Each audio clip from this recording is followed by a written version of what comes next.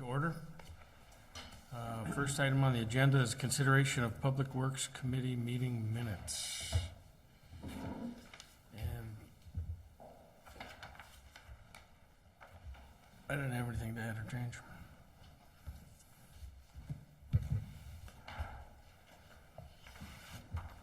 Move to approve. Second.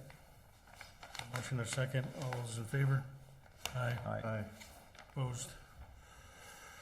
Number 2, discussion and possible action on pedestrian crossing improvements on Hanley and O'Neill Road. You want me to cover that? Yes, Or please. Speak on that. Per the public safety meeting on August, or I should say the common council meeting of August 21st, there was discussion and possible action on recommendation from the Public Safety Committee for a pedestrian crossing, marking and flags on Hanley Road at O'Neill from the business park and Hanley to Red Cedar Canyon. After looking at this a little closer, I included in your packet a map of that intersection. I think we only have one copy of that, so I'm gonna pass this. Did you get it? No. Oh, they didn't get that. And the proposed, and I spoke with Marty, and just to confirm, this is the location that they were speaking of. The current pedestrian ramp really isn't compliant. It comes out as a, kind of curves, as you can see on the map. And they want it to go over to the entrance to the quarry entrance. I really question the safety there. I would propose that, we consider moving it to across the street. I put some red lines up a little farther. Maybe we could incorporate a ped ramp on each side that would be ADA compliant. A little later on in this meeting, I think we're gonna discuss some possible considerations for street projects for 2018. And, at that time, we could maybe incorporate pedestrian crossing with ADA compliant ped ramps at that time. I'm not comfortable painting a crosswalk and putting up flags to that the way it is right now. What's the speed limit? 40. It's fast. Is there gonna be any kind of a warning device? They were just requesting just to have it painted with those flags that we put in a PVC pipe with, then walk across with that is what they requested. I was at that meeting and I expressed some concerns for flags alone. It might give them more confidence than they really help, because there's a lot of truck traffic, so you get a lot of blockage of views, and that the flashing lights are gonna, exceedingly more expensive, but I believe would provide a much better margin of safety. If we could perhaps look at them as part of this road project. I think so. Be I'm not comfortable putting a pedestrian ramp to a driveway to where big heavy gravel trucks are coming out of. Yeah. I think we're just opening ourselves up to. Tom, are there any other streets in Hudson or roads where there's 40-mile-an-hour speed limit with crosswalks?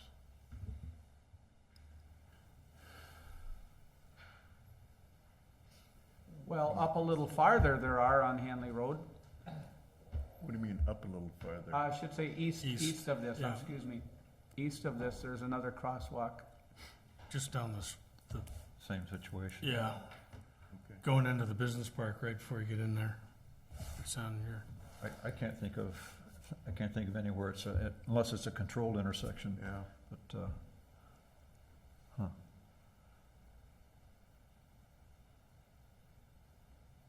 Let's see here, then there's one.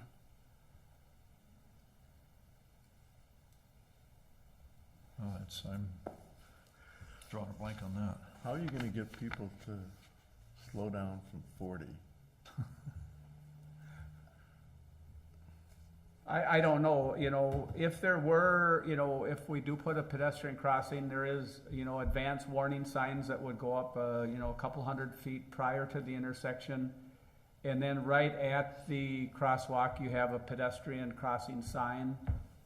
Other than that, I don't know how you'd slow them down.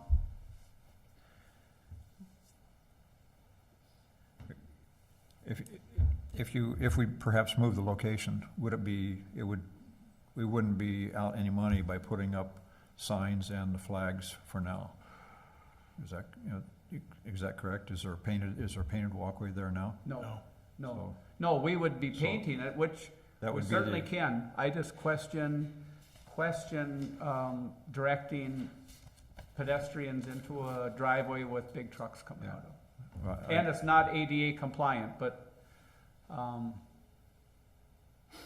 that's your, you know, that's what I wanted to bring up for discussion. This was approved by public safety or requested, and, where would you, I'm uncomfortable putting it there.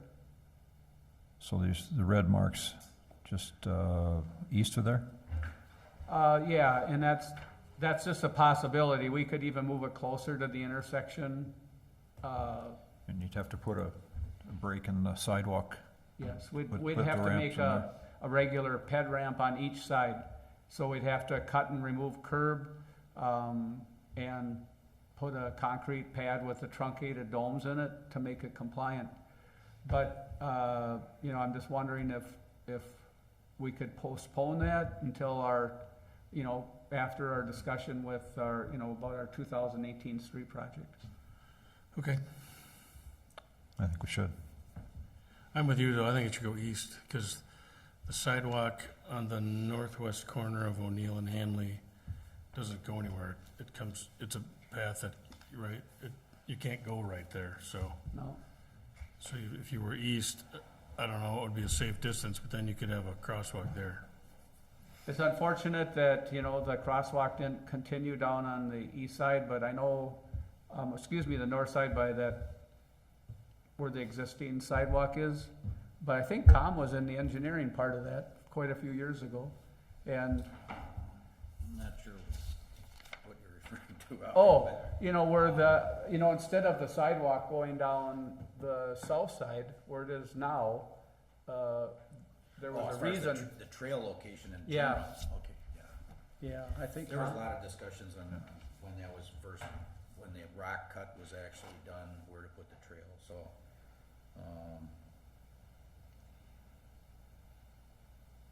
It might be better to be west of that intersection, turn the sidewalk and then come across, because there's a lot of traffic from O'Neill that's gonna be making left-hand turns onto yes.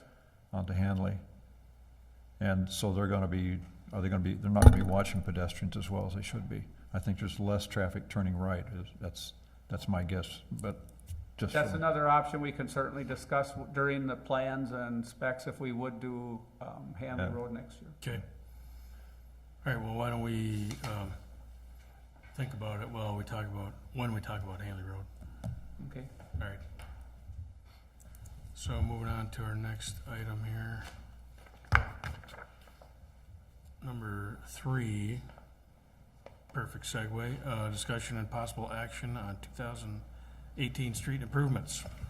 I thought we were gonna do this, I thought 2 was gonna be 3 and item 3 was gonna be 2. So that, but anyway, it's good that we talk about this. Because if Okay. you were gonna do that, you would do it in with this particular project, if this project does move forward. Okay, that said, what I handed out is basically 2 things. You have an 11 by 17, street map, and then there's an 8.5 by 11, capital projects. And the list of capital projects is basically a revision of what we had previously, when we looked at this. I think we looked at this last fall. I don't know if we've looked at it since then, but obviously in last fall, we landed on a project for this particular construction season, which was Grandview Drive. Some of this has changed a little bit, based on what we had last year, and it's due to a couple different factors. We did have Hanley Road, for example, listed in the previous list, but it was a little bit, let's say, down the priority list a little bit. Another year has gone by, we've evaluated it a little bit, and you can kind of see what we have here now. Another reason for some of these to shift as far as priority is we've talked a couple different times about the DOT project on I-94 that has kind of limited some of our possible construction schedules. For example, Vine Street, I think last fall we talked about the potential of doing Vine Street this construction season, and we couldn't do that because of the DOT project and its resulting detour. That resulting detour never happened this year because their contract was let about 5 or 6 months late. But we were already committed at that point to Grandview, so now when you look at the 2018 scenario and what our recommendation would be, it would probably be Vine Street again. Well, for the same reason, we can't do Vine Street in 2018 because now that detour will show up in 2018 from the DOT. So we kind of lost 2 prospective construction seasons because I think most of the Public Works Commission was on board with the recommendation to do Vine. That said, so there's a couple different factors in here on how these things are kind of changing around. And I think we mentioned in previous meetings too that Hudson is similar to a lot of communities, almost all communities, where if you look at the infrastructure, in this particular case, streets and the needs vastly outweigh the funds available. What I tried to do is, the city does these PASER ratings, and I think you're familiar with a little bit about PASER ratings. They're basically a physical walk, a site walk on a street, and looking at cracks, frequency of cracks, the severity of cracks, and rating streets. The city does that on a 2-year basis, and it has to be submitted to the DOT as part of annual reporting. So this year's is due, I believe, the 15th of December. So what I did is, rather than give you a bunch of 11 by 17 and burying paper, I kind of tried to summarize some of the PASER rating information on this map. So really what we did is we just colored up 2 colors. The red you see on the city streets is basically a number 3 or less. So that would be a 1, 2, and 3. There aren't a lot of 1s or 2s, but there's a few and 3s. And then just as a backdrop, the PASER ratings, 1 is the worst, 10 is the best. So 10 would be a brand new street, so to speak. So the reds are 3 or less, and then we also put the 4s on there. And those are generally the streets that we're trying to hit with, let's say, a street project of some sort. We obviously have our city crack filling and our seal coating project to maintain streets as long as we can. Eventually, the deterioration gets to a point where those are no longer cost-effective solutions. Then you get into a mill and overlay, and then of course the streets. From there, you get into a street reconstruct, and all those 3 street rehabilitation type approaches come with a dollar figure, and obviously reconstruct being the most expensive. So as you can see there, there's from the standpoint of the PASER ratings of 1 and 3, there's quite a bit of the city, a lot of the old city here by the downtown area, and then the green is the 4 ratings.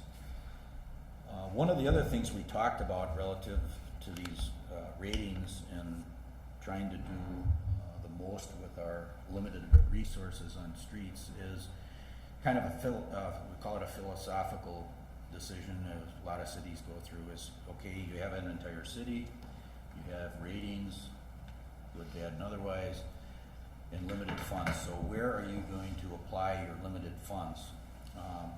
And I think in our discussion last year, we talked about, previous to for example, the Vine Street project, the city doesn't have a lot of east-west, call them arterial or minor arterial type streets. Vine Street kind of fits that bill, and I believe that's why we kind of landed on that for the project we did last year. It's something in the 6,000 to 7,000 vehicles a day.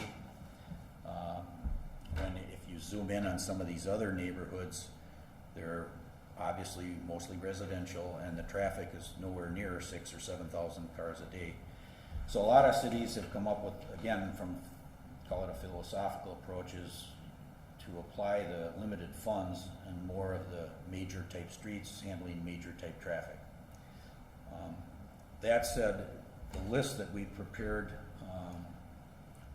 with the preliminary cost estimates is kind of in that vein. In other words, what we're looking at here is the streets that have generated a lot of traffic and possibly best bang for the buck type approach. Just as a matter of an update, you can see we did Grandview Drive. We had a $717,000 estimated budget for that project, and again, that project, due to a number of reasons, came in substantially less. We just calculated the final costs, and I think, Brenda, we're sending assessments out this week? We sent them today. Sent them today. So really, the assessments are based on a $535,000 cost, so that's somewhere about 40% less. So that project came in substantially less, so the balance, we have about 181,000 left. And I know I've been talking to Brenda a couple different times on what happens or what possibilities for the 180. But I think I don't want to put words in your mouth. I think you said it could be used to pay down debt or. Is there a I particular know there's reason? some staff that would like to take that and put it into next year's projects relative to streets, because that's what it was allocated for originally, but. Brenda, what are the possibilities, options? There's two options. One would be to pay down debt, but the other option that Tom's alluding to is to use it for those 2018 street improvements. And that would be, I think, the preferred method on that. But that would be a finance committee decision once we decide if we're going to do the Handley Road for 2018. Okay. Because remember when we bonded, we actually bonded for Vine Street, but we know that we won't be doing that in 2018. We'd be pushing that off to 2019. So we have the Vine Street bonds, which are called street improvement bonds. We can use them anywhere in the city, plus that 181,000. Do that?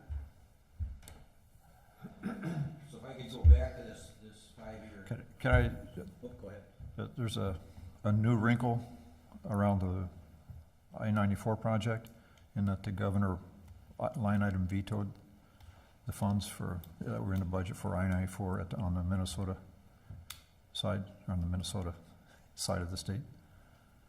Just saw that in the paper today. So those funds, there may not be funds for them to do whatever work they're not gonna get their 2018 funds, is what that indicates. So that's still another mystery, maybe another year. Might, you know, what I'm saying is they may not have the money they may not be doing the work in 2018 because They meaning the DOT and the DOT. I-94 project? yeah. As far as I know, the project's been bid and the project's been let, so I'm not sure how somebody can do a line item veto on a contract that's already been let, and I'm not sure.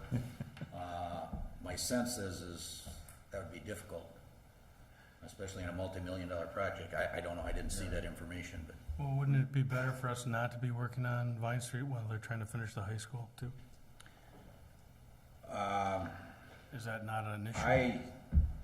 From my perspective, I think we could go ahead and do Vine Street with the work that's going on, where there's some of the conflicting construction may have, like this year, they built 2 right turn lanes there. Those are in now, but I don't know. I suppose we would have to detour Vine Street, we'd have to shut blocks of it down, and then I suppose, but I don't know what year that's would occur that would not somehow affect the high school. I mean, if you wait next year, I don't think it does much to the construction, because I think deliveries could be handled even if they had a detour. Because we're definitely gonna have, if we do Vine Street, it would be not as intense as the previous one, Vine Street project last year with the amount of trenching. But we still have a good solid block or 2 with sanitary sewer and water main. So it's the Vine Street, that was probably maybe 3,500 feet of street where it was all trenching, and I think here it'd probably be less than a third of that. So, yes, it would have to be detoured, would not be to that extent. My recommendation would be to go ahead with that construction and independent. I don't know if we could talk with maybe Kraus Anderson or somebody and see what their thoughts are as far as actual conflict between the two projects, but, I guess I'm not thinking there'd be too much conflict that would. There's also. Now, again, first we'd have to find out is if that line item veto has any effect on this project, and I don't know that it does or not. Again, I know that project was awarded. So I don't know, I'm not sure about what the line item veto means. So, I guess the other interesting wrinkle is that there's a 4-month break in the summer. It's a longer summer break next year for the school. This is the way they schedule the construction. So it'd be less disruptive, you know, if we did it sooner. But how much of a detour are people gonna take on Vine Street versus the frontage road with the, which I mean. the 94 we got two different detour? detours. The 94 work has a detour that's gonna use Vine and Carmichael when they shut down this ramp. So in other words, if you're Menominee and you're going to North Hudson, you're gonna have to use Carmichael and Vine. And if you're going from Menominee to, So it's the northbound ramp getting off of 94. That's gonna be closed. right, and then the other way too. So if you're in North Hudson and you wanna go to Menominee, I believe that, so it's the same detour route that's gonna be used. Gotcha. So, and then if we were going to do a second phase Vine Street project similar to ours, we would also have to detour it because of the trenching that's gonna have to So happen. it'd be a double detour, which would be kinda ugly. Well, no, we've kinda come to the conclusion even a year or so ago that we wouldn't have both projects at the same summer. It'd be, well, you couldn't, cause we'd be shutting the street off for trenching and then the DOT people wouldn't have anywhere to go. So what's the latest we can change our mind? Can we consider both and then do one or the other? Well, that's kind of some of the background to go in here. So if you look at 2018, what we've kicked around a couple of different scenarios. I've talked with the consultant that's running the construction side of the DOT project. And what we're kind of recommending right now is to do Hanley. Hanley Road was constructed in 2 phases. The first phase is from Carmichael up to O'Neill Road south into the business park. That's what we're calling phase 1, and that's what it shows up here as phase 1. Phase 2 would be from that point, O'Neill south into the business park, further east to where it goes into Heritage. I believe it's Heritage Boulevard. That's what's referred to as phase 2. And the only reason I really have it shown as phase 1 and phase 2 is for most of the last few years, we've been somewhere around this magical $600,000 number for the upper limit of our project. For phase 1, we have an estimate of about $620,000. If you look this 2 lines down, for phase 2 of Hanley Road, you have $277,000. So round numbers, plus or minus, if you had $900,000 available, we could potentially do Hanley Road from Carmichael all the way to Heritage Boulevard. It's not shown that way because it didn't appear we had the $900,000 budgeted or available, let's say. So what's shown here is to go ahead and do the first part of Hanley Road in 2018. Then in 2019, you see the larger project. That jumps us back to this Vine Street to finish that last link. And again, just to refresh everyone's memory, that last segment of Vine Street would be from 9th to Wisconsin Street. And on completion of that, you pretty much have a pretty good roadway from basically First Street down along the river on Vine Street all the way to Carmichael. The stretch east of Wisconsin Street is reasonably newer when compared with the older part of town here. So then, again, so then if you proceed there, then you look at, we have some other areas over in the industrial, area south that would be, you know, Dominion Drive is in rough shape, Hosford is in industrial. Now, one thing, again, when I started out with, some of these things have changed a little bit since last year. I think last year we were recommending that, industrial or Hosford or Dominion would potentially be done before this Hanley, but again, in looking at how much traffic is on Hanley Road's about 10,000 cars a day. And if you look at Hosford, Dominion, and Industrial, they're nowhere near that. So again, if the committee or if the council's in that general agreement or general philosophy about trying to hit these major roads with major traffic, then that's kind of what this is based off of what you see here. Makes sense. What do you want us to? Well, I think what we would do from a staff is to recommend that we go forward with Hanley Road. And then I guess, the recommendation, if the Public Works Committee concurs, that we would do that, and I think maybe the next step would be to get a letter of engagement with our consultant to do that, and go to the council with both of those items. Or we could go to the council with just, do you wanna do Hanley Road, and then the following meeting, we could come back with a letter of engagement. We could do it either way. This is a good time of year to get everything rolling for that type of project. The first thing we would do is probably order some core samples to make sure that, right now, this estimate is based on a 2-inch mill and overlay and removing and replacing 100% of the curb in this Hanley Road area. We want to do some core samples that make sure that that's the right approach relative to the asphalt that's in there, that type of thing. And that's typically what we've done every year on previous jobs, is kind of the starting point. With that, we're in a pretty good part of the year to get the core samples, get the letter of engagement, preliminary design, and bid the thing early. One other thing I should probably bring out with this Hanley Road, and again, I've been in contact with the consultant that's in charge of the construction on the DOT project. They also have a detour that's going to place additional traffic on this same segment of Hanley. So, again, these things are changing, but there's quite a bit that kind of goes into this. I've talked to them, and originally we thought, well, we probably can't do Hanley. And the more we talked with our consultant, talked with some more construction people, talked with the consultant that's physically managing the DOT project, and we came up with, we believe we can do this project in the months of May and June. And they, at this point, first of all, their contractor hasn't even scheduled closures down on exit 3, would it be? That's gonna put the detour on there. So we've kind of hit them with, if we want to go forward, we're gonna take May and June, potentially if the council concurs, but we would use May and June for this project, and whatever detour they want and do would be following that, say, July and afterwards.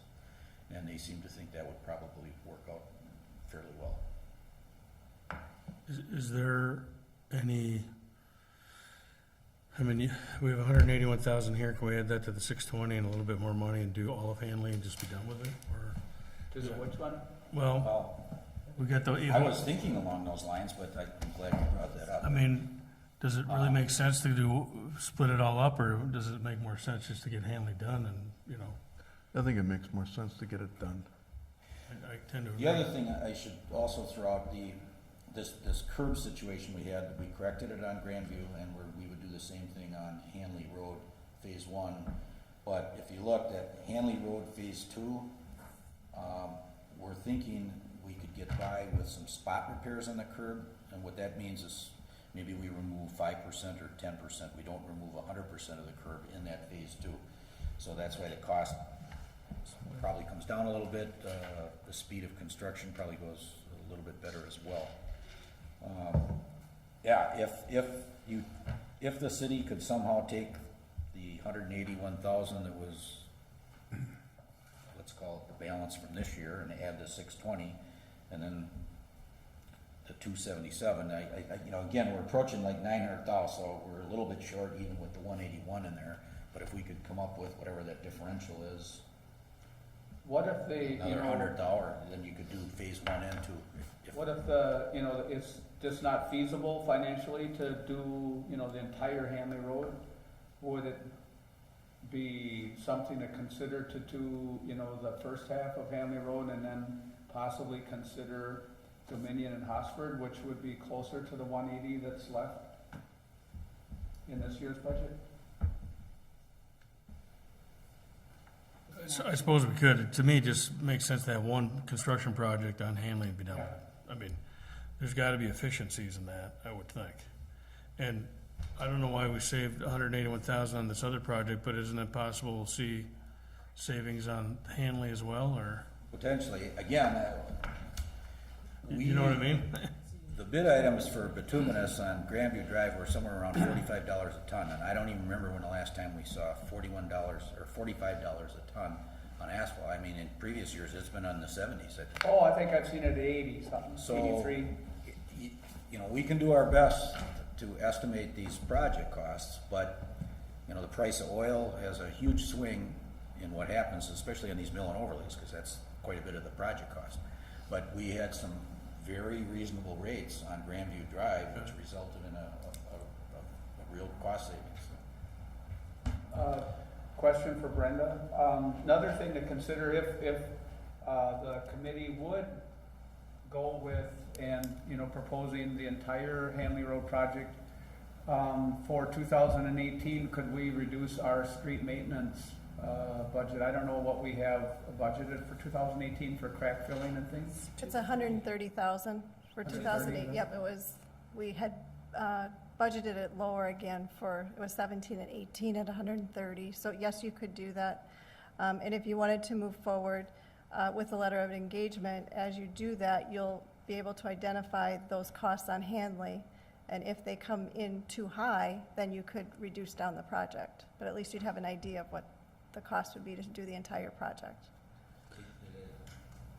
I'm not sure I follow that. A letter of engagement would be with our consulting firm, Would is identify, just for engineering costs. It has nothing to do with construction costs. okay, And construction costs are, the engineering costs are only gonna be, not only, they're somewhere in the 20s, 20% of the costs. So, the only reason I would go forward with the letter of engagement at this time is from the standpoint of efficiency. This is a good time of year to start the project, to get early bids, but it isn't gonna confirm that this is a $900,000 job or not by getting a letter of engagement. What will that take? When do we get that? Well, I mean, what we've done in previous years, these estimates are put together primarily by me. Okay, What we've done is we've done a letter of engagement, and Vine Street was done this way, Grandview was done this way, the 2015 where we did Cooley Road and stuff. As part of their letter of engagement, they do the final plans and specifications and an engineer's estimate on those plans. And at that point, then if I'm way off with my estimate, or that we see a differential at that point, that's before we would take bids. You'd obviously have the project designed, but maybe that's what you're referring to. Correct. But Yeah. that would be at the end of the plan prep process. so we could do, go ahead. But that's kind of the way we've done the last 3 or 4 years. Yeah, Assuming that if there's 100,000 difference between, correct. where could that be found? We have some, in the capital projects budget, we do have some undesignated fund balance in there. As you recall, we used it to buy down debt when we went out and bonded this year in 17. And so there's about $1 million in there that we could utilize some of that money. okay. And Tom had mentioned too that he could look at the street maintenance budget is at 160, so he could look there too. So there's some places that we could pull some money. I'm gonna move that we recommend approval of the entire project. The phase 1 and 2. Second that. Absolutely. I totally agree. All right, all those in favor? Aye. All right. Anything? maybe I could add one other thing, it doesn't have to do with, then back to the issue of the crosswalk, then what I would recommend is if we do go forward with phase one and phase two, part of that design effort would be, what should we do with that intersection? That's part Absolutely. of that. You could put that in a letter, Well, I would just, it would be. just include it as part of the It would be project. part of the job, because I would tell them up front that there's an intersection issue relative to pedestrian crossings. And then, yeah, you know, Tom's a little bit uncomfortable with just going out there like he said earlier, and I kinda concur with that for sure. And if we are going to do something, you are gonna have to do curb removal, you are gonna have to do ped ramps and new whatever. So if we're gonna do this project, it goes hand in hand with, it should be done with this project. It seems to make sense to me, Okay, and we would approach it that way. do we need to make any, you're just I don't know gonna, how you wanna address that ped ramp, if that's a separate issue, but to me, it's not a separate issue. it's not a separate Go issue, forward it's with part of this. that project. With this project design, Yeah, it would be incorporated into I that. think we're gonna, well, our recommendation is to go forward with that, so Okay. let's include, The question might come up though is, in the meantime, what would it cost us to implement the plan that public safety asked, and is that a safe plan? So, you know, it's basically painting lines and putting some flags out. is oh, what I they just thought it asked was for. gonna be winter, so it wouldn't really matter. Do If you- that's what you're comfortable with, I mean, we certainly can paint some white lines, and put some flags there. I guess that's, you know, it's a question, are we comfortable with that? I'm not. Yeah. I'm thinking that's 45 miles an hour out there. It's fast. You said 40, I should know, because I was out there walking around looking at the pavement, but I thought it was 45, and I'd be a little, even with some lines, we have 10,000 vehicles a day, and I don't know what the percent trucks is, but the percent trucks is quite high out there, I think, business park. And I think there might be some false security with some young child and a flag. I don't know why I feel that, but, and I haven't really been involved with any of this discussion, just other than kind of tonight, but, I don't know. Well, if someone actually did get hurt or injured or whatever, and it wasn't a crosswalk that was compliant, I think we're in big trouble. Cause we're sending them across, and I think we, you know, we could get in a lot of trouble if it's not a proper crosswalk. So either we do one this year and the proper way, if that's your wishes, and then work it in next year as part of the project, but it seems like it would be, we have to take out about at least 10 feet, 15 feet of concrete on, curb and gutter on each side. And then, the ped ramps are, gosh, at least $1,000 to do the concrete and the truncated domes. So you're looking at a couple, maybe $4,000 or $5,000 to put 2 ped ramps in. Maybe that's a little high. Probably 3,000. If we're gonna redo it next year is, It would be delaying it by about 11 months. Yeah, roughly. Or less. Because we're trying to make it go fast on the front end, so more done by mid to. Well, I mean, originally we were looking at May and June to do the actual construction. Now, by putting both phases together, might be a little longer project. Again, I'm not sure, again, with the lesser amount of curb removal in phase two should go reasonably, should go quicker than phase one. Yep. We haven't gotten into final design. We've had some preliminary discussions on how to build the thing. We can't shut the road down, so it's gonna have to be done half at a time. We pretty much know that already. I think we should just defer it. Yeah. Well, there's a Do we need crosswalk motion not on that far down. I mean, there is a painted, marked, and legitimate crosswalk further down. It's not that far. It's, what if we use that crosswalk and put some flags on that one? yeah. That's a better interim solution Yeah, than than trying doing to, something that's incorrect. yep. And I'll verify if there's some, advanced crosswalk signs properly spaced back, and then we can install the, holders for those flags. I'll move we defer it if we have to make a motion on it. And then add flags to the other one, the Hanley and, is that O'Neill too, or whatever? Yeah. Sure. Does that go with you? I'll second that. I'm not sure what you just adding O'Neill flags. goes here and then goes down and Yeah. keeps going. There's Right. an actual full crosswalk at O'Neill. We could add flags, a crosswalk sign there in the interim. Okay.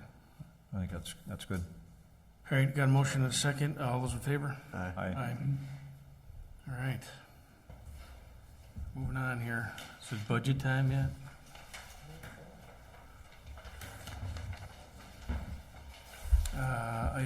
The next item up is discussion of possible action on the 2018 Public Works budgets.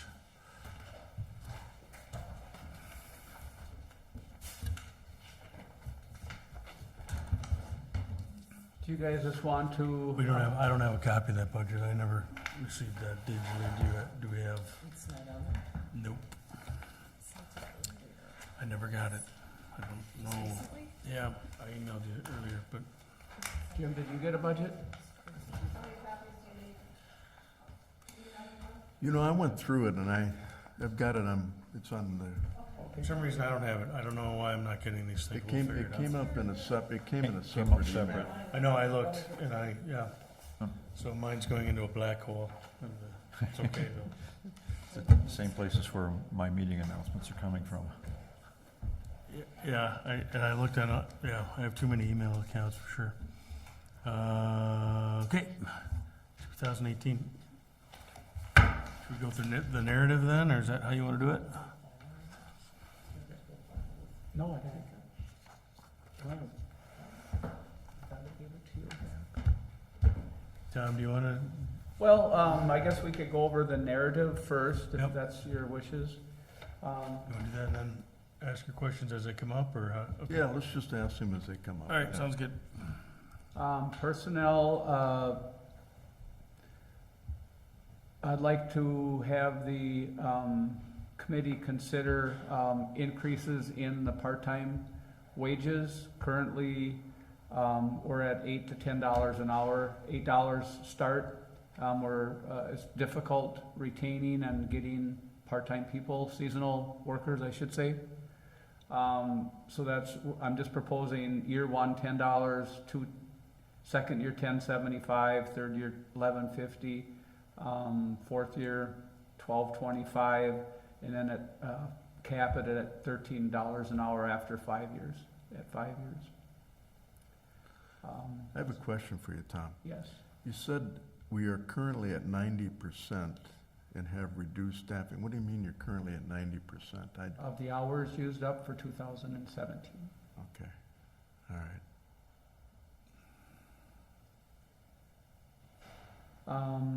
So I think that would be, if we increased currently we have 30 to 32 part seasonal workers right now with the, just the increase of part usage, with the, other seasonal staff helping mow and, do other various works that help us with our urban forestry and other things that we have, I think 32 summer seasonal employees.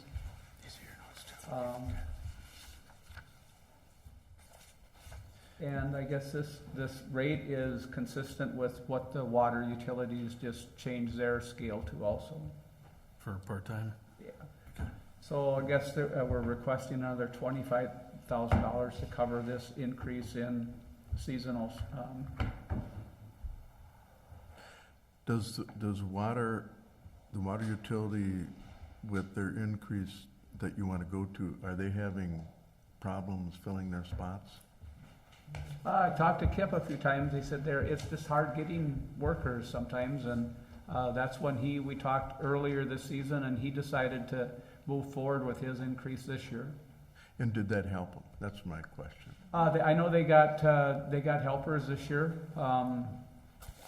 and ours, every time we So I think they had a good year, and I think we also had a good year, but when we do our exit interviews, we get kids that are here 2-3 years and they're learning the system and they're trained, and we don't have to start from, zero over again. And that's the biggest thing that they state on their exit interview is, the pay could be more. And, you go down the street and there's help wanted, $10 an hour, help wanted, $14 an hour. So our $8 is not cutting it anywhere. Do you have a graduated pay scale now? Yeah, it goes from $8 to $10 an hour. Okay, so now you want to go from 10 to 13. We would like to, or at least have, you guys consider it. That seems reasonable to me, and we should be matching, should be the same as the utility department. Yeah. Don't want to be competing. Some of the workers for Public Works, we do the mowing, we have the gardeners, boat launch, watering baskets and trees. We have lifeguards. Later on in the season, they just help us shovel snow. We have the ice skating rinks, weather permitting. This year, we actually had an intern do urban forestry from June to August. He helped with the emerald ash borer treatment and helped with the tree inventory on our software program. Next year, I would like to include, if we would keep the same hours in our budget, to have an intern or a college seasonal worker help us with our sign inventory. We've tried with our full-time staff, and we get busy and, it gets put off, and it's not as demanding or as it was a few years ago, where the federal government wanted, to have us compliant by a certain year. They kind of backed off on that. But it's really important to get our our sign inventory completed so we know what we have for signs and help us budget. So we'd like to possibly consider getting a seasonal worker from a college or something next year to help with sign inventory. We may have to purchase a software program with that.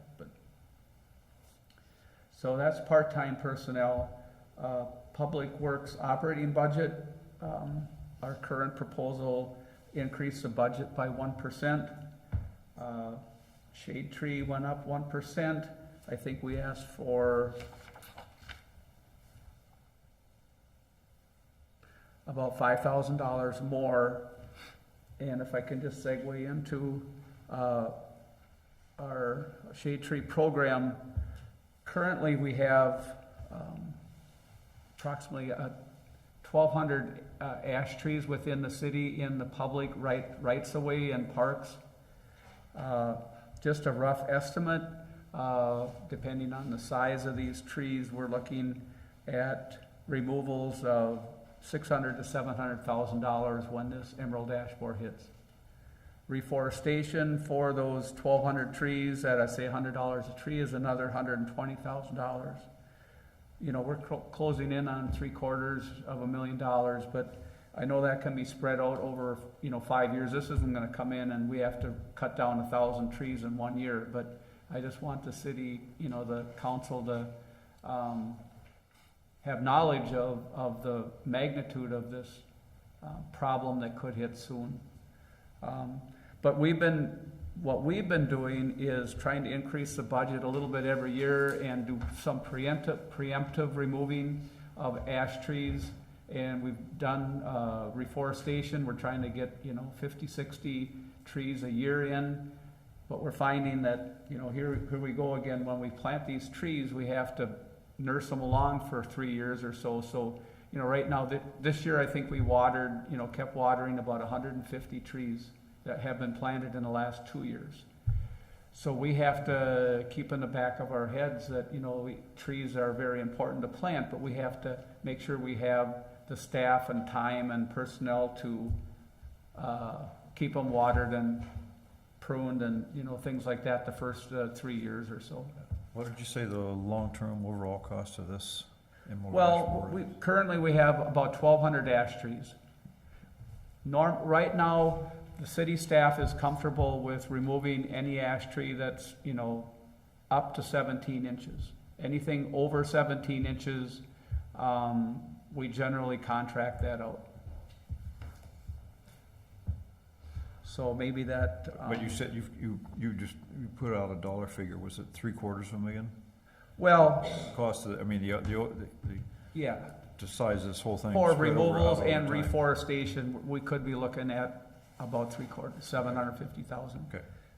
And then, not to, say that that has to come up in 1 year. No, that could be spread out over 5-10 years, but, just so, we're aware of that. And, I did increase our shade tree, control, or budget by $5,000 to help with some contractual, to, do some little preemptive, removals again this year. Should we be more aggressive? Um, We don't actually have it, actually hasn't crossed the border into Hudson. It's right over there. Yeah, At the truck stop, actually, it's like 3 miles from us, so but we got it on either side of It us. could take 3 to 5 years for us to go, oh man, we've got it. So if you were a betting man, you'd say we're probably already in process, right? I we mean, just have not seen it yet. yeah. Have a confirmed. Could we be more aggressive? Should we be? I've always tried to kept our budgets within 1 or 2, that's what we've been told to do, and that's the way I always approach my budget is, to see what we've used the last several years and, what does it look like in the future, and being as conservative as we can. Right now, I'm comfortable with what we've been doing. I think we've been removing some and planting some, and treating some. Tom, you said 750,000 over 5 to 10 years. Well, that's just an estimate. Yeah, that's because 5 years, 750 is quite a bit bigger than 10 years, 750. I just don't know how it's gonna. What's your best estimate as to how much per year you think it's going to cost? On a schedule that makes sense. If we average that out, if we say $750,000 over 8 years. And you think the 8 years is a correct amount of time? It's kind of a bell curve. You kind of get slow into it, and then you get into the heavy stuff, and then kind of tapers off. And the trick is, once it gets rolling, you kind of want to get a lot of it handled because they get brittle and nasty, and the trees get hard to manage for utilization. So there's going to be kind of a peak in there. So maybe, then what I would interpret from that is maybe right now, if we threw twice as much, we have $41,000. If we threw $100,000 at it now, it's really probably not to our advantage, but in 2 or 3 years, we may be looking at larger Absolutely. numbers. I just don't know if How do we can we bank that somehow? Be prepared for that. We know it's gonna happen. that would be great if we could do that. I just don't know the flavor of He has it. the silver bullet on that one. I know what you're saying, but maybe we could get a little more serious about projecting based on other cities that have had this problem. We could try in urban forestry maybe I this guess winter. to me, there's 2 questions. One is, can we do more now to head this off? And the things you're doing, can you do twice as much? Does that help us?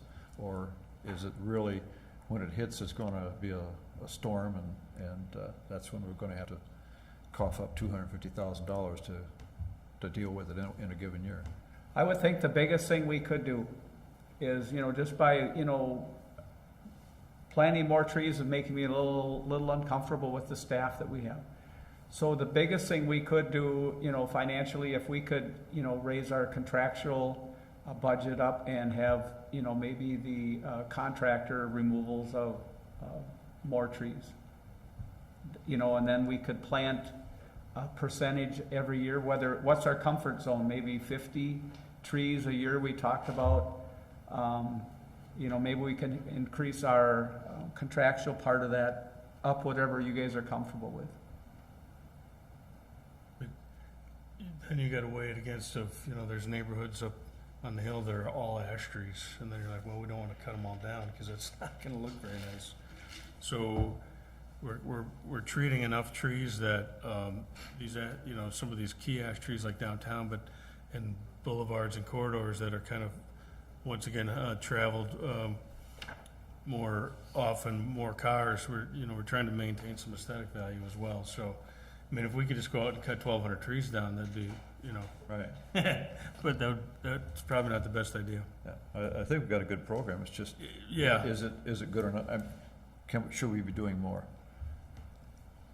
Should we be we can, treating more trees or spot removing in some of the areas and putting the next tree in is, just looking for I just look at that $41,000 and say, hey, we're talking somewhere in the next 5 to 10 years, we're gonna spend a lot of money. that's right. Is there anything we can do now? I think what we should do on urban forestry is try to just really look at a city our size and see if we can come up with a comparable where it's happened before and see if we can kind of match, you know what I mean?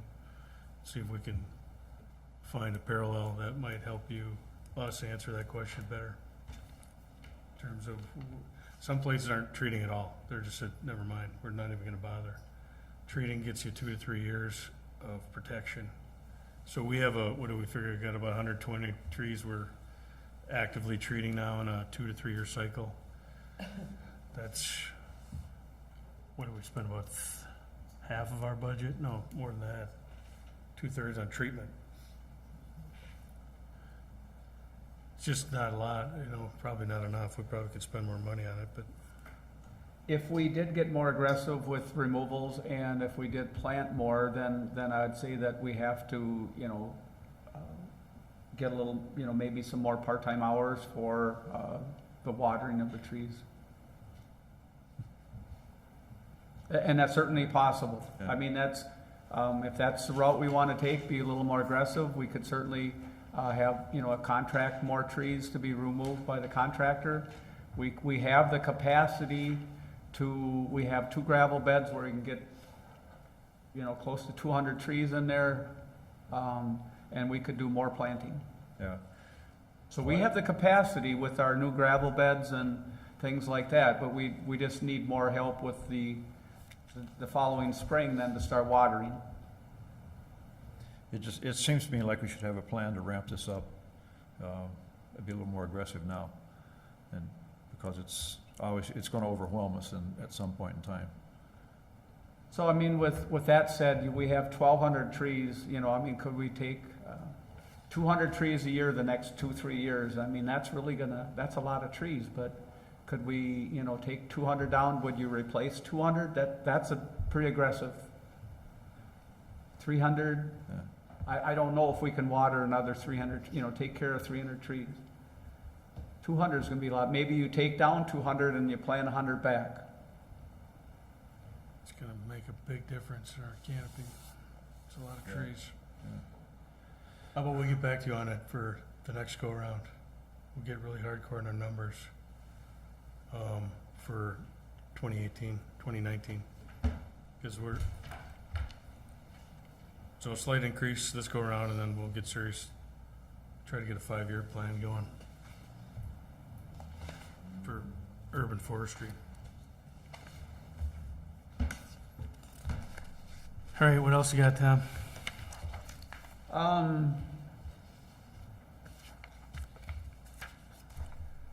Parks. Street lighting, let's see. We have seen a very significant decrease in our energy usage in that from 2015, 16, and then again this year. So we didn't ask for an increase there, but please note that with the addition of Carmichael Ridge, there's gonna be about 15, 16 streetlights added to that little area, which, is gonna increase our electric invoices. Also, the lights throughout that development, those will be on a monthly charge from Xcel Energy, those carriage lights. And then Ward Avenue, I believe there'll be a handful of lights down there also. So we're seeing a decrease in the energy savings from our street lighting project a few years ago.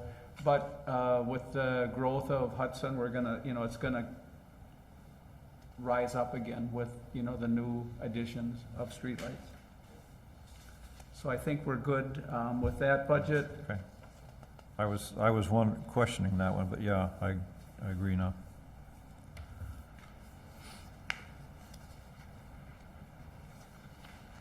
What page is that, Deb? Street lighting.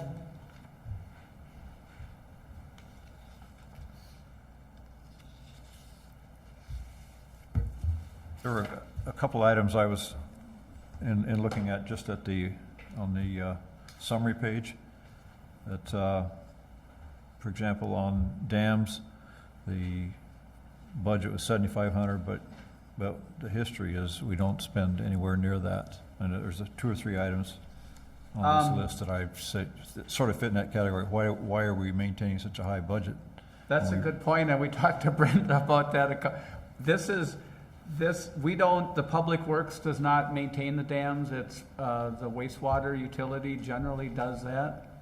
And, but in order to keep the funds within the city and not the utility, it's in our operating budget. And I guess I'm not, that's something that the wastewater people maintain. It's like, I think they work with the state park. So it's something that we don't have control in Public Works other than they want to keep the funds there. But, I don't know, Brenda, That's a different question. The one I was asking is, does it need to be that high?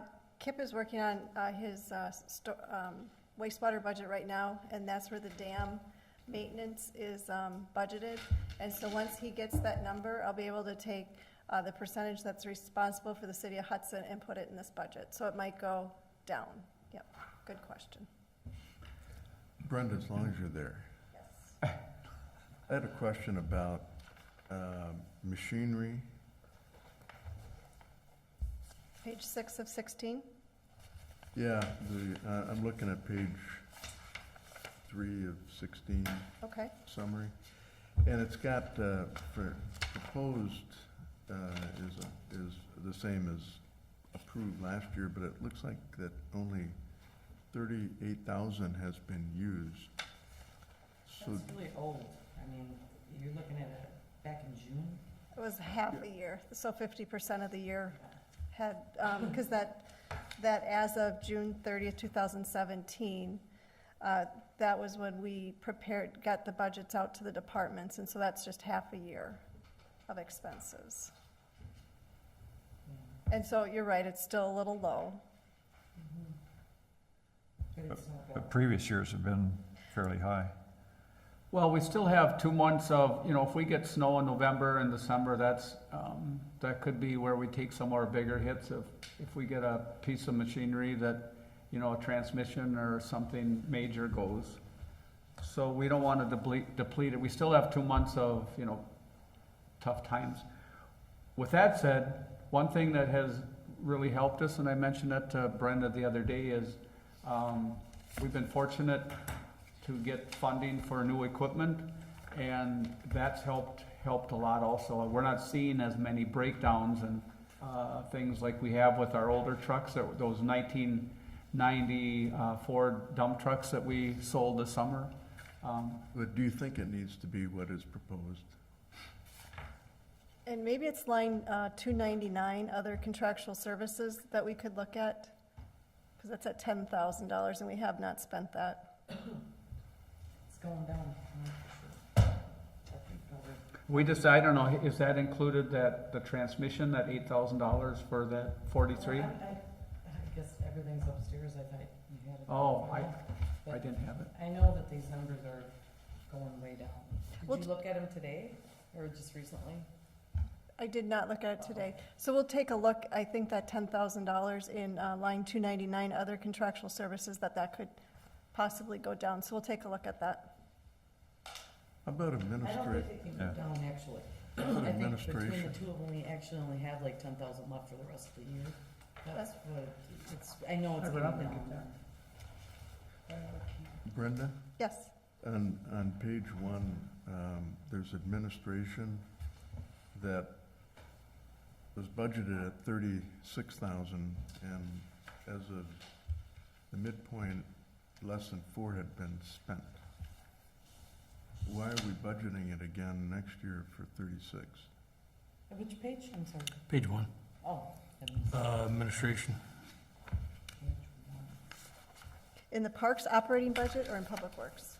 This is a summary, I don't, I'm looking at page one, I'm not, Oh, that's the Public Works Administration budget, and that would be the 53,100. 53,100. Page 5 of 16 on the, Yeah, it's a lot. It's, And that's the one that has the, snow removal contingency and fuel contingency on page 5 of 6, that's what the administration is.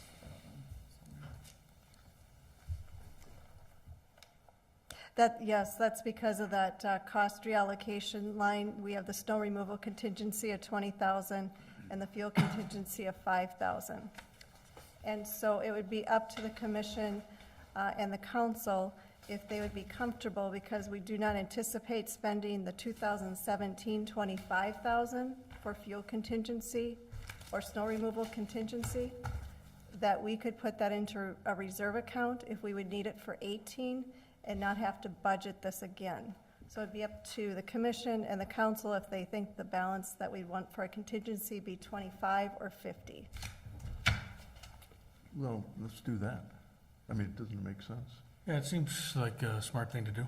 Okay, so Yeah. we'll just keep the 2017, put it in a reserve. Or keep it in a and- reserve, so it's not like, yeah, but I like that idea. And that's for both those contingencies? Correct. That's fuel and snow removal, or, Yeah. yeah.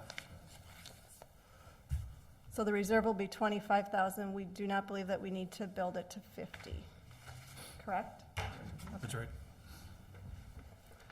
Can we talk about the snow and the salt usage a little bit, as long as we're talking about that contingency? What I did today was I averaged the 4 years previous, the 2013-14 salt usage, 14-15, 15-16, and 16-17 last year, and averaged that, in those 4 years, we used 5,460 ton of salt, so that's 13,600 ton a year average. Last year's cost to the city per ton was $68.88. 2017-18 cost is $67 a ton, so it's about $1.72 less per ton this year than last. If we take that average times the ton cost this year, it's $91,000. With that, we still buy salt brine from Pierce County. We get this geomelt. It's a biodegradable beet juice with calcium chloride. I think we spent about $3,000 last year, a little less than that. But so that brings us up to that $97,000, and I think, Brenda, we budgeted $99,000. Okay. We're, But then we still get that extra funding from the state, that $29,000. No, that was included, I think. That's, so that's included with that. So yeah. So I think we have 75 budgeted and 29 from I-94. So we're at 104,000. okay. So, just our 4-year average, we're at close to 98,000, and our request for this year is 104. So that doesn't give us a lot of, one storm as we could use that up. So I think we're close, but I think we should still have that contingency fund. Okay.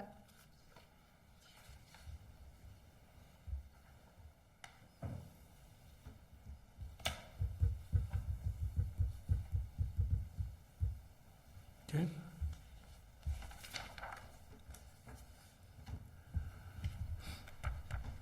where would we budget or allocate money for pedestrian crosswalk lights? Like we put in, 3 this year? And We put in 3 this I year. think we're probably Those gonna, all were capital, those weren't in, Oh, that's right, uh, not our operating. if they Okay. wanted in operating, it'd be on page 12, 16, yeah, 12, 16. 12, 16. That's where street they- signs and if you markings. wanted to do something, you could put it in there. Is that, should we be considering that, or should we keep coming out of There's, capital? yeah, there's locations for it. And I think, what are they, about 10,000, Mhm. about 10,000 per intersection.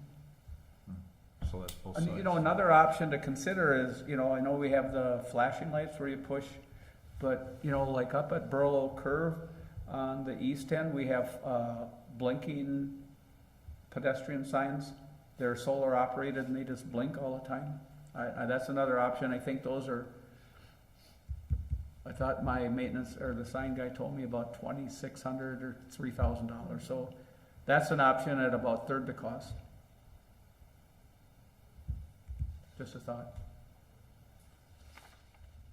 I'm just wondering, should we be including some funds in there somewhere for more Well, and it pedestrian should walk be, signs? Either kind. Jim, I think that's a good idea, because what happens is all of a sudden we get a, resident or something, you know, calls on a certain intersection, and then it goes to public safety, and they recommend putting in a flashing light, and all of a sudden we look at our operating budget, and there's not $10,000 in there, so, and then we go, that's when we go to capital, so if you kind of see that coming down the road, maybe we should include something in our operating. Because all of a sudden, we don't have the budget for something like that currently, Well, it should go in here, street signs and markings, you know? in the sign contingency. Right now it's $400. Sign contingencies, yeah. So, So the big ones are 10,000, the smaller ones are 4,000, so pick your number, I guess. I hate to add to it, it's like you need $25,000 to $30,000. And that's just, takes care of 3 or 4 intersections. Well, if you don't put it in there, will public safety, if you put it in there, are they gonna say, oh, there's money now for that? But That's fine too. yeah, That's kinda why we- that's kinda it's like why we call their put it in bluff, there. maybe. I that's don't kind know. of a running joke, but So, we want to put one, enough in there for one So we do, or two? activity, oh, you need for 398, I'd say let's put one in for one. one of each kind, one of Yeah, so 10,000? sure, 10,000, Well, that'd be one, so you'd Oh. want 13, 13. 13, let's say 13 or 15, whatever. yeah. So at least we have that. And So if bring we- it to 15? So 15, sure. Which page are we on? We're messing around on 12 of 16 here. Line 398. The sign contingency, Raise that, increase that, 15,000? to 15,000? yeah, I'm okay with that. At least we'll have it, and then we'll say, well, Anything over that, then, then they're gonna have to, So it's moving from 400 to what? 15,000. That's two different, the one of the super duper signs and then one not so super duper.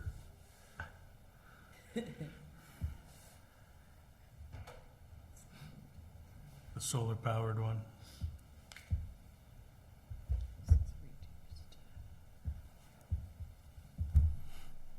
Okay, So will that line will stay in this budget, that won't go into a reserve like the other contingencies? I think it should stay right here. It'll stay right here for this year. If you don't spend it in 18, then you could discuss it for the next budget cycle, whether you want to put it into a So then- reserve. Brenda, that total would be, bottom line would be 43,600 then?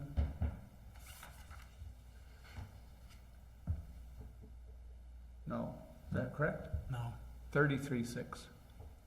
yeah.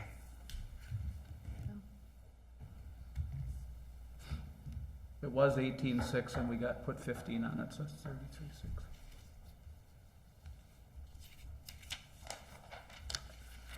You wanna just keep going through this, or you guys, They're fine. should we go back to the narrative here, or what do you wanna do? We got the Or is the parks budget different than, Yeah, that's a little different. right? Just another thing, I just want to include is Hudson Urban Forestry Board will be applying for a DNR grant for 2018. We're going to be requesting, everything that we request should be able to be funded out of our operating budget. We're going to request more trees and more contractual for removal, so whatever we request, we're gonna, if we would be successful in getting that grant, we'd get reimbursed 50%. So there's an opportunity to, if we're gonna, say increase our contractual services and say that, okay, we're gonna be aggressive and cut down more trees, we could get it funded 50% if we were successful. Up I think it's up to $50,000, so, if we'd, whatever, how our grant, is when it's finalized, if we have a larger number on contractual removals, we could be reimbursed 50% of that. Do we put a line item somewhere for matching funds, or can we? How have we done that in the past? It's usually, we used to have it under the 818, and then maybe you can do it different this year. We can work with that, that's fine. Okay. So other than that, that's all I have for Public Works, and then unless someone sees anything on our summary page. I guess the question I would ask, by approving these numbers, we're approving your suggestion that you're gonna increase the rates, payment rates to first year $10 instead of $8. That's factored in here, right? As well, you're looking for an addition of 3 seasonal workers, is that also included in That would be in calculations?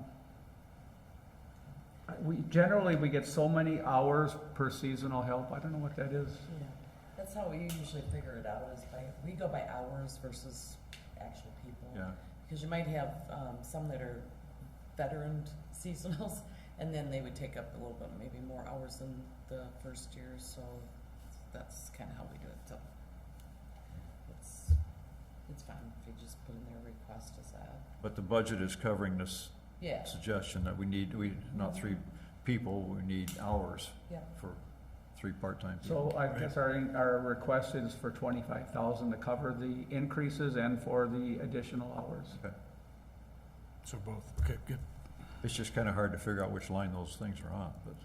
Those aren't in here, we actually aren't really talking about personnel, but we wanted to make sure we covered seasonal. We'll talk personnel later. Okay. Okay.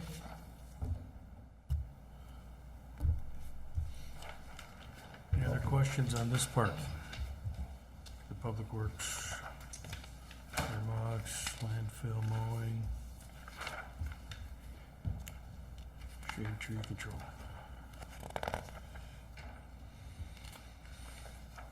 So, do you wanna move on to parks then? Any questions on Perks, Public if we're Works? going through it to on Tuesday, we'll just kind of briefly give them a summary. Okay, and what I'm seeing here is,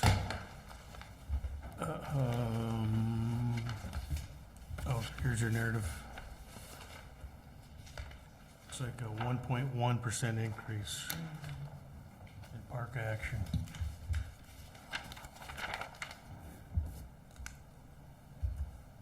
The big increase was with the goats, and that was on page 3. We're having goats.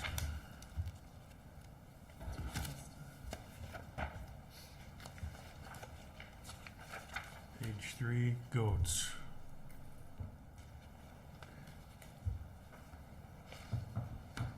That would be line, other contractual services, $299. Tom got a quote for $12,500 for Prospect Park. Okay, So, anyway, that was a request by the park to consider using some of these goats to do a buckthorn eradication. That was, met with the people and looked at Prospect Park on the side hill up there from the old landfill or the old hospital site and that north and west of that area. How do they charge? Gosh, I don't have the Per goat quote. per in front of me. day. They go by It's a just a number per of day goats and the length of time. It's like for a month. Here's the quote from the Munch Bunch. I think it's per day, isn't it? Per goat per day. Yeah. That's what I recall. Yeah, I think it's goat. What if the one goat is a slower muncher than the other goats, you know, to get a discount or? You need a time study on that guy.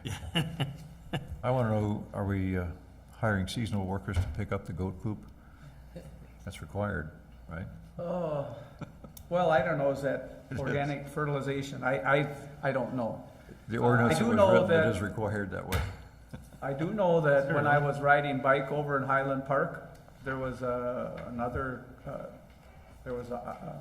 one of the parks over there, they were using goats, and someone commented on the odor.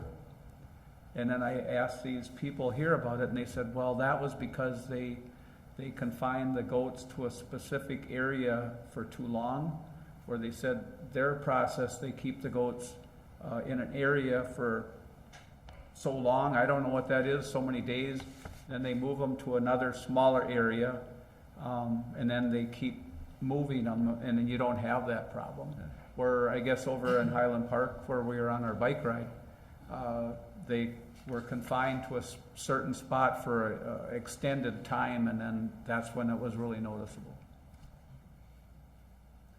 But as far as that, I don't know exactly, I haven't got into it that much. Good point, though. That's cool. Okay, so that covers the goats. It looks like we have estimated increase of 5,000 was presented for the proposed dog park. Is that just for, includes labor, materials, and supplies? Well, I know we're gonna have, some costs occurred, for city staff. Right now, if basically, what we've told the, Dog Park Association, we're gonna mow the area like we have before. Other than that, we're not gonna, be cleaning up. But we still, I think we have to supply dog bags and some of that. There might be some additional costs. We just need a line item specifically for the dog park, and we thought we'd start at $5,000. Okay. It's gonna be kind of an area that we haven't, gone into before yet, so I think that's a good starting point. You ready? Yeah. Yeah. Okay. Anything else you want to mention? The other big thing that we really should consider in the next year, and I don't know if that's gonna be with Mike Johnson, or we need to get a park needs assessment completed. We've talked about it for a few years now, and I don't know if overall, if Mike's gonna do a citywide assessment or policy, but we really should get a needs assessment for the park, so we can utilize our park impact fees or park dedication fees.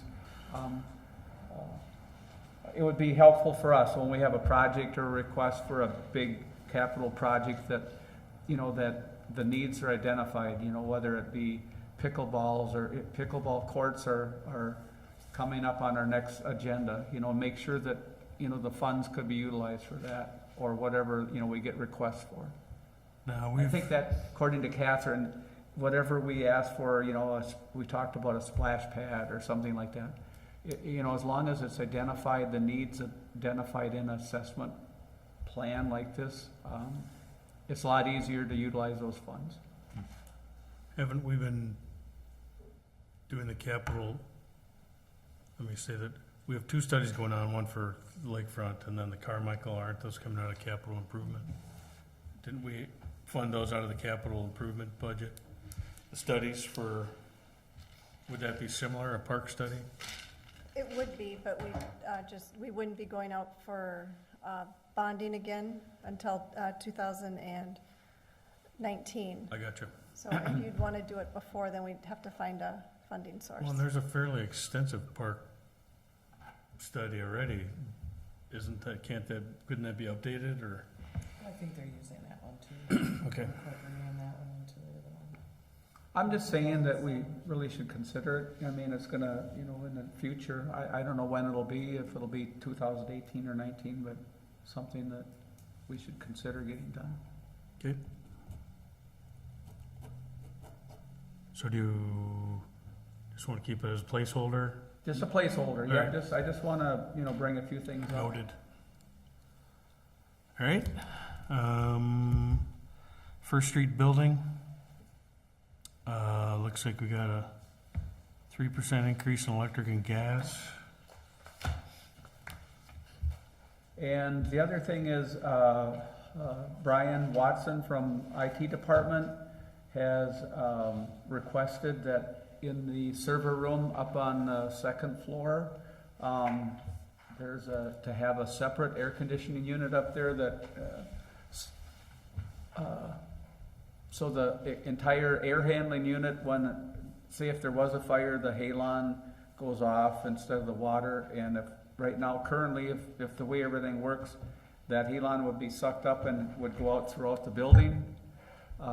With this air conditioning unit, they could cool the area, you know, a self-contained area with, and then block the ductwork off to the rest of the building.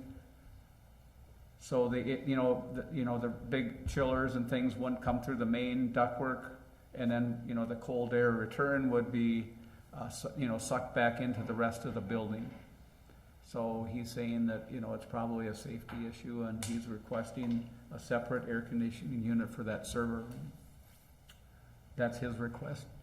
Now, we do have one estimate from earlier this summer, but, you know, that was about for 9,000, so I'm not sure exactly what the new one would be. Might be 10,000 or maybe a little less. Okay. So that was a request. Other than that, I think we're good with everything at First Street. Looks good.